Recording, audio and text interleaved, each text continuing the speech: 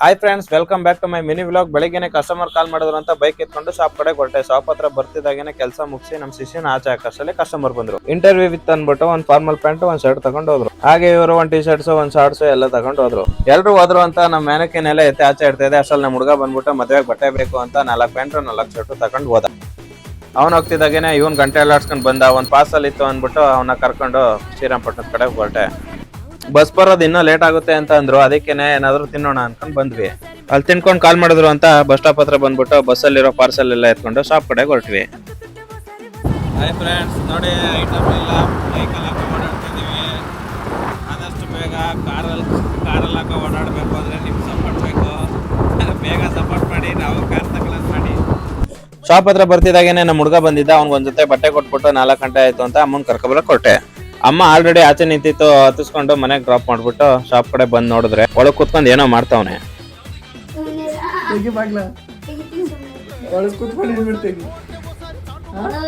ಹಾಗೆ ಅವ್ನು ಬಂದು ಬರ್ತಡೇ ಐತೆ ಅಂತ ಒಂದ್ ಪ್ಯಾಂಟ್ ಒಂದ್ ಶರ್ಟ್ ತಗೊಂಡ್ ಹೋದ.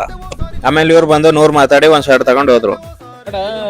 ಎಷ್ಟು ಇದ್ಯಾವ್ದೋ ಕೊಟ್ಟು ಕಳ್ಸೋಣ 500 ರೂಪಾಯಿಗೆ 2 ಸೈಡು. ಇದ್ ನೋಡು ನಮ್ದು ಅಷ್ಟೇ.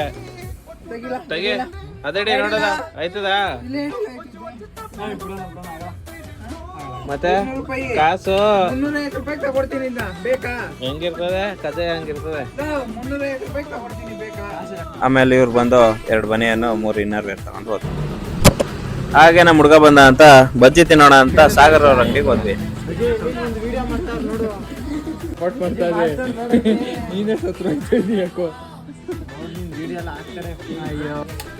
ಅಲ್ಲಿ ಬಜ್ಜಿ ಎಲ್ಲ ತಿನ್ಕೊಂಡು ಶಾಪ್ ಹತ್ರ ಬರ್ತಿದ್ದಾಗೇನೆ ಕಸ್ಟಮರ್ ಬಂದ್ರು. ಅವ್ರು ಕೇಳ್ತಿರೋ ರೈಟ್ಗೆ ನಮ್ಮ ಕೈಲಂತ ಕೊಡಕ್ಕಾಗಲ್ಲ ಅಂತ ಕೊಡಲ್ಲ ಅಂತ ಹೇಳಿದ್ದಾಯ್ತು. ಅದಕ್ಕೆ ವಾಪಸ್ ಹೊರಟ್ರು. ಒಂದ್ 10 ನಿಮಿಷ ಬಿಟ್ಕೊಂಡು ವಾಪಸ್ ಬಂದು ಸರಿ ಆಯ್ತು ಕೊಡಿ ಅಂತ ವಾಪಸ್ ತಗೊಂಡು ಹೋದ್ರು.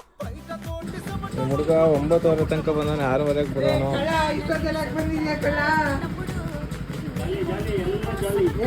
ಓಕೆ ಫ್ರೆಂಡ್ಸ್, ಇವತ್ತಿನ ವ್ಲಾಗ್ ಇಷ್ಟನೇ. ನೆಕ್ಸ್ಟ್ ವ್ಲಾಗಲ್ಲಿ ಸಿಗೋಣ. ಬಾಯ್ ಬಾಯ್, ಟೇಕ್